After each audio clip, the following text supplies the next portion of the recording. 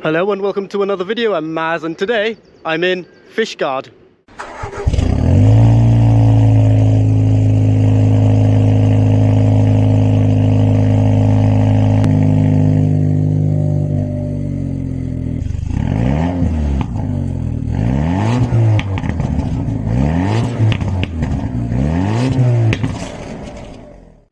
And in today's video, I'm going to be doing my first ever trip abroad. And the reason I'm in Fishguard is that I'll be taking the ferry to the Republic of Ireland.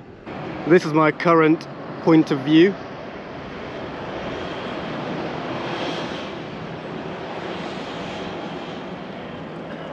Still yet to board. Otherwise, I have had the car cleaned yesterday.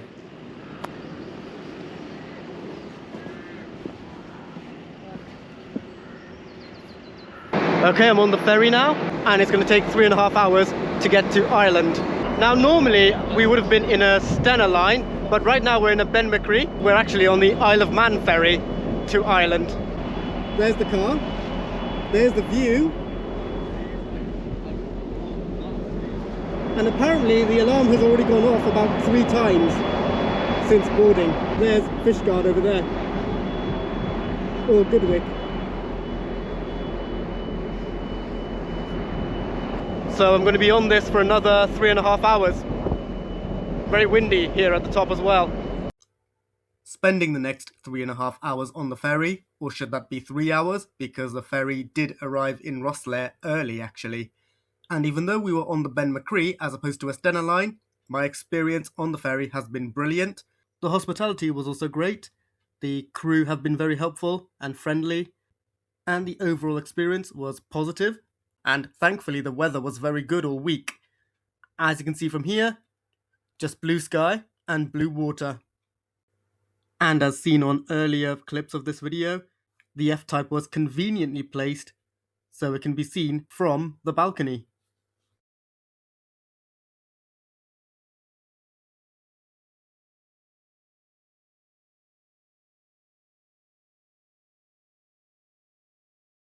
Almost at Ireland now. Here is my viewpoint.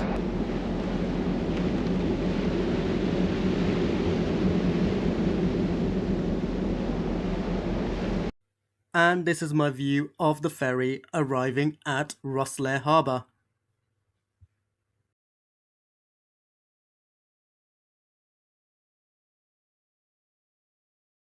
After a long few hours, we have finally arrived in Ireland.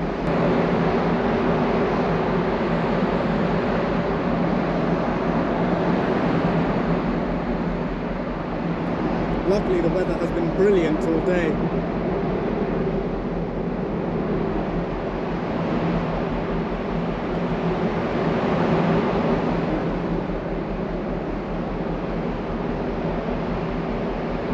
Okay, making my way to the car now.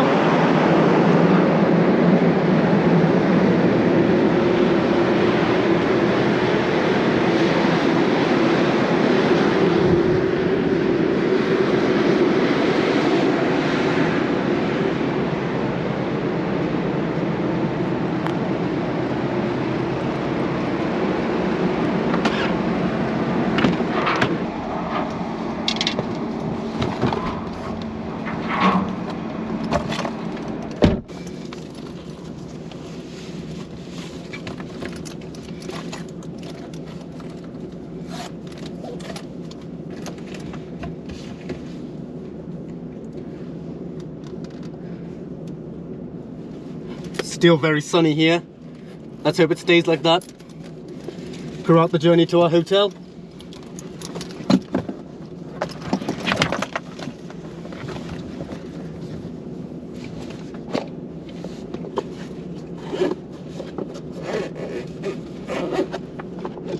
That can go there for now. Now that we've landed in Ireland, that means one thing: I need to change the speedo, well, the digital screen, to wherever it is, to metric. If only I can remember where it was. I think it's on display, units. So I need KMH for that. Turn right onto St. Patrick's Road. Okay, so I'm officially driving in Ireland now. And I have my speedo now set to metric. Turn right onto St. Patrick's Road, N25. And now we need to get to our hotel in Wexford. In 500 meters, at the roundabout, take the first exit and stay on St. Patrick's Road, N25. So from first impressions, most of these road signs are quite similar to what we have in the UK, but one notable exception is the yellow diagonal square symbol, which is more similar to what they have in the US rather than the UK. Also similar to the US, rather than saying give way, their triangles say yield, but otherwise pretty much the same etiquette, I hope. Exit the roundabout onto St. Patrick's Road. Continue on N25 for 6 kilometers. A few palm trees there. So we're going to go straight to the hotel. We, as in myself and my dad with me, and we'll catch you on the other side. Leaving Rosslare Harbour now and making my way to Wexford, which is where the hotel is. It's only about 20 minutes away and only uses one road, the N11, which is a single carriageway. Despite that, this single carriageway is much wider than what we're used to in the UK. Along with that, the roads were much better maintained, they were much smoother, and more importantly, there was not a single pothole in sight. One thing I really appreciated was the amber dotted line on each side. They're there for cyclists, but I've also seen lorries, tractors, various other slower moving vehicles use them, making it much easier to overtake them, especially on the long straights. Speaking of long straights, these single carriageways seem to have a lot of them as well, whereas in the UK, the equivalent single carriageways, namely A roads and B roads, have a lot more bends in them and a lot more blind turns, making it almost impossible to overtake slower moving traffic. And I know I'm stating the obvious here, but the Republic of Ireland also drives on the same side of the road as the UK, making it perfectly convenient for my right-hand drive car. What's interesting is that when I left the ferry, all I had to do was show some ID and I was allowed to drive in the country. And despite the slightly different road signs, they were easy to understand and were not a great deal different to what I've been used to.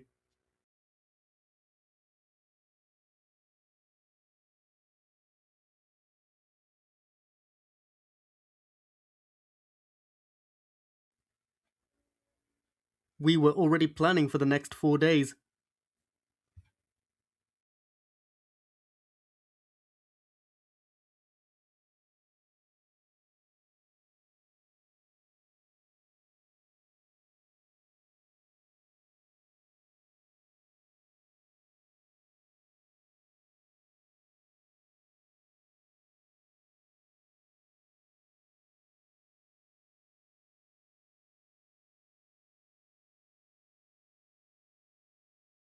Here we are at Newtown Park Hotel in County Wexford, and from the outside it does look brilliant.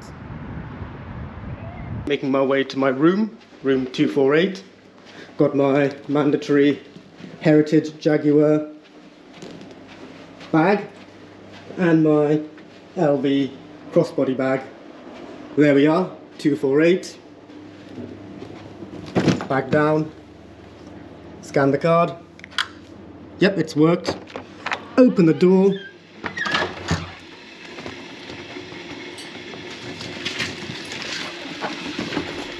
And I'm in. And also, this place has Barry's tea. Otherwise, kettle's running. Got a single bed and a double bed. Nice glass table. But what's really impressive is this view outside. So we are staying at Newtown Park Hotel in Wexford, and I must say, I really like this hotel here. The rest of the day was spent looking around Wexford. We didn't really drive anywhere far, and no video footage was taken, only these photos here of the county jail, the Westgate Tower, the old abbey, and of course the centre of Wexford. And surprisingly, for a town of this size, there is a lot to take photos of.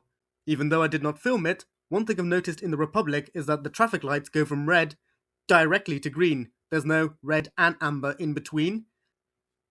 Some photos were taken by the river, including the bridge, and there was a nice viewpoint on the other side of the bridge as well. Some photos of the car were taken there.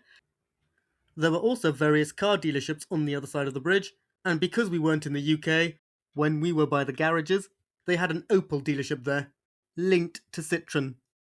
And as the sun was setting on the other side of the river, this was a brilliant opportunity to take some photos there, merging the sunset, the river, and the Wexford skyline.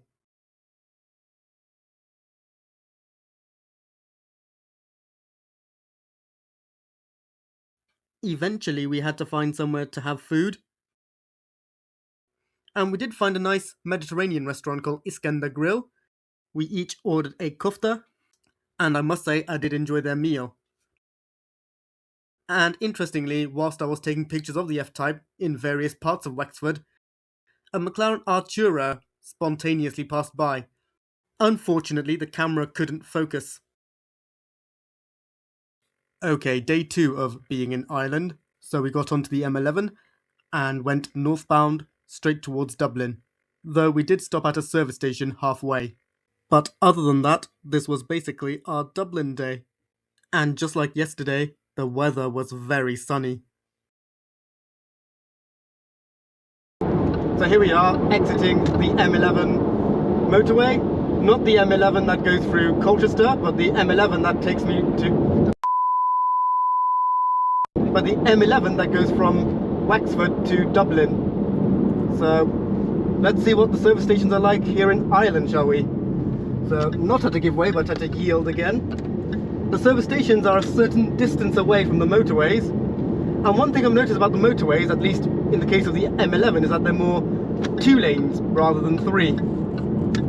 And once again, fuel prices are slightly more, but not by much compared to... No, there's a service station. It's cheaper. 181. Normally in the UK, service stations are much dearer, but in here it's about the same, more or less. So this service station has the fuel station come before the actual centre itself. And once again, the road signs are a mixture of UK style and American style.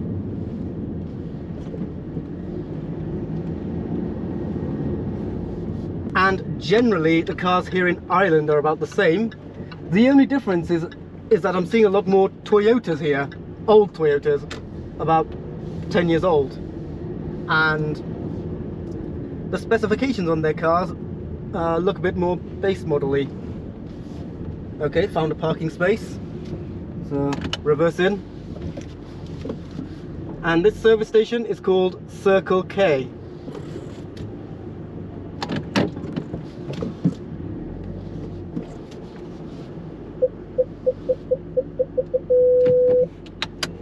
Okay, all parked up, so let's have a nosy, shall we?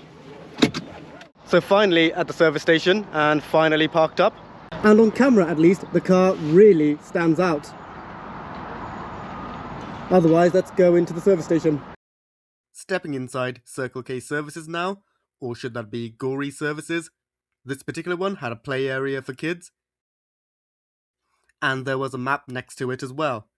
And here's me pointing at where the ferry arrived, where we stayed, and wherever we were.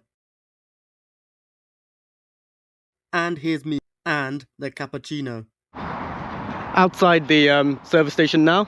Here's what it looks like from the side. And I've mentioned about the road sign saying yield instead of give way. So here in the Republic they have the exact same mini roundabout sign, but their give way instead says yield. And their larger roundabouts are a completely different design.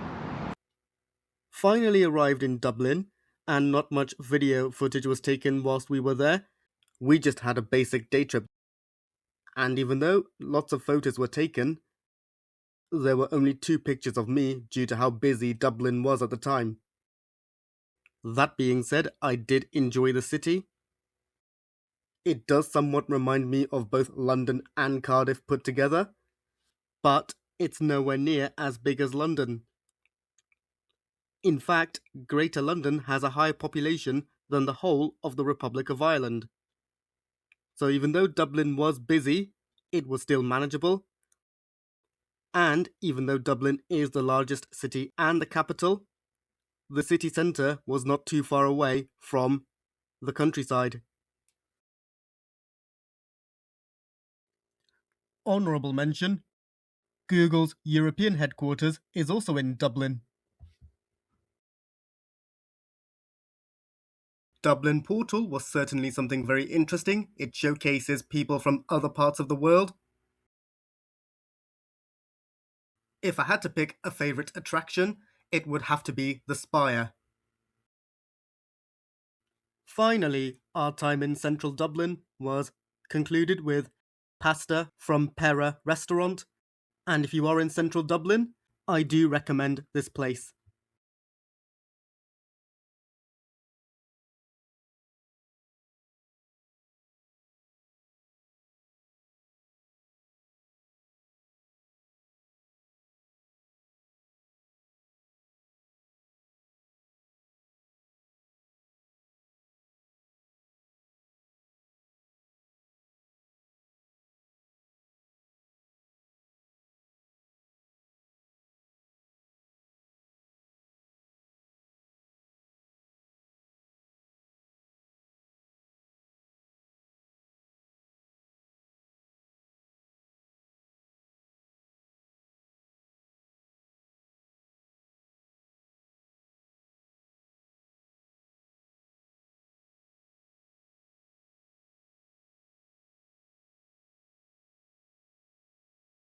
Just visited the centre of Dublin. Inevitably, a city like this does not have any roads available for motor vehicles, so right now we are leaving the centre of Dublin and we are making our way to Hout on the eastern side of the Dublin area. And after visiting Dublin, it is very familiar to various other cities in the UK. One thing I'm not a fan of here in Ireland is that the traffic lights go from red directly to green rather than red, amber and green. So whilst it's fine in this automatic car, I think trying to drive a manual car with these sort of traffic lights is going to be a bit of a handful. At least with the red and amber, it gives you time to get into gear.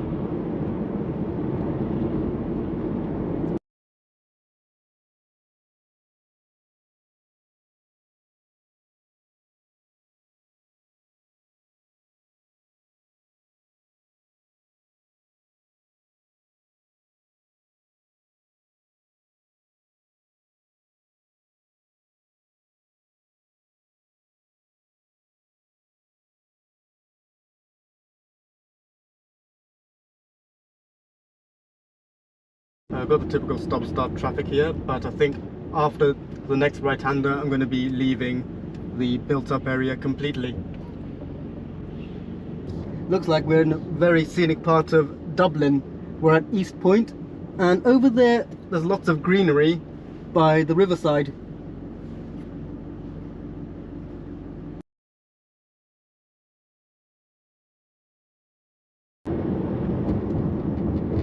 So this looks like another sort of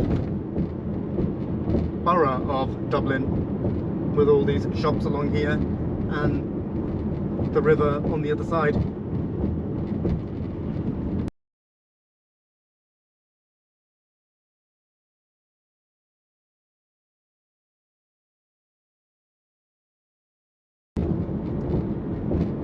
And to my right there's some hills in the distance.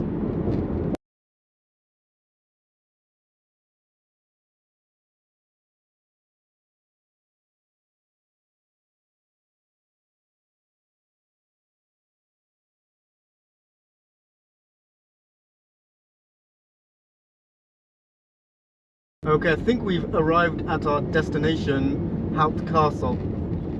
The road here is very narrow and already there's an oncoming car coming. And there's the castle to my right.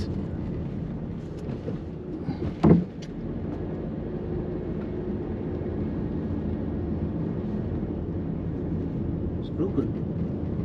Look, there's damage in it.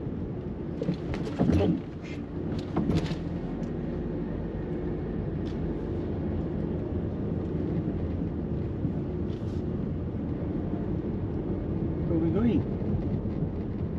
Yeah, keep going, keep going. Single file traffic, yeah. Slow. And now we're in the woodlands. Somewhat reminds me of the Forest of Dean.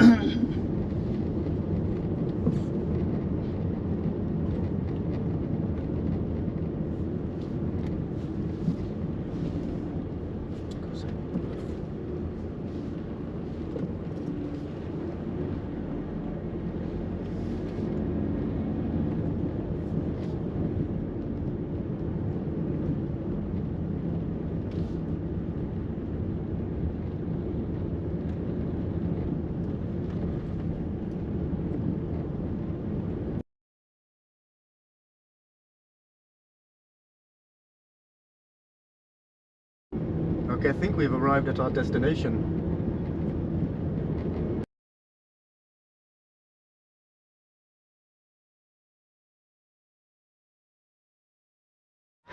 What was this place called again? Hoth. Hoth. Yeah. Hoth is this peninsula. This is the deer park. And then So here we are at Hoth Deer Park, and we have, well, myself and two other F-Types with me. Even though they're on Irish plates, they're actually UK cars. And this also gives me an opportunity to talk about how different these F-Types are. So of course you got mine, which is a Caldera Red checkered flag edition with Gyrodyne wheels and Union Jack center caps, and a sport design pack, so it's got that lip on the front. Next to that is another Phase 2.5 F-Type without the R dynamic, so it has the bi-xenon headlights and no black surrounds on the intakes like so. This one does have the black pack, mind you, which does make the car look a bit more aggressive. Otherwise, next to this one, it does look a bit empty. And then of course you've got this white F-Type V6. And then of course you've got this white F-Type V6, also an R-Dynamic Phase 2.5. This one does have the LEDs. All three of them have the rear-wheel drive bonnet vents, because they're rear-wheel drive, and they all have them in gloss black. You can also get chrome or mesh. Whilst the other two had Gyrodynes, this one has Tornadoes, which are also 20-inch wheels. This one has yellow calipers, and this one sort of has an in-between to the basic and the R-Dynamic Sport Design Pack, so it only has a little bit of an extension on the side skirt. And then of course you've got the rear end, so two active wings and one fixed wing.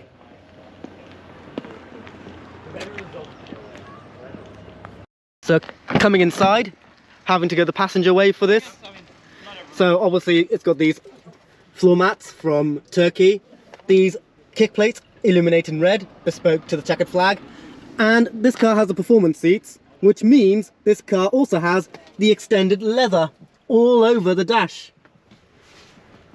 And of course I've added these red metal paddles, and of course the doors are in leather as well, and the seat belts are red. By contrast, if we go to the middle car, this one just has the standard Jaguar kick plates that don't illuminate. This one has the standard seats, which are still somewhat sporty. They still have shoulder supports and lots of bolsters, but the material is more vinyl-y and the centres are more of a fake suede. Pedals aren't metal, and you get plastic paddles instead. And of course there's no extended leather on the dash. And because this car has a fixed wing, there is no active wing button, and because this car does not have the heated front screen, you get a large rear demister. Here's what the doors look like in comparison. Car number 3, so R-Dynamic model means you get R-Dynamic kick plates. Once again, they don't illuminate. Same seats as on the second car. Overall it's pretty much the same. Once again, no extended leather, but at least this one does have a heated steering wheel and a heated front screen. And like I said, it's a UK car, so it's got MPH speedos instead. And because it's a V6, the red line is ever so slightly higher. honourable mentions, the correct Jaguar script, and of course, the socials for the owner. A huge thank you to these two members of Jaguar Club of Ireland for meeting up with me, Kumar and Jason.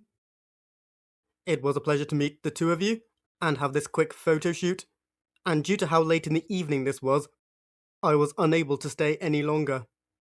Otherwise, it would have been a pleasure to do a multiple location photo shoot. In fact, it was so late that by the time we returned to central Dublin, night had fallen, and we didn't return to our hotel until almost midnight. Fortunately, the motorway journey back there was calm and relaxing.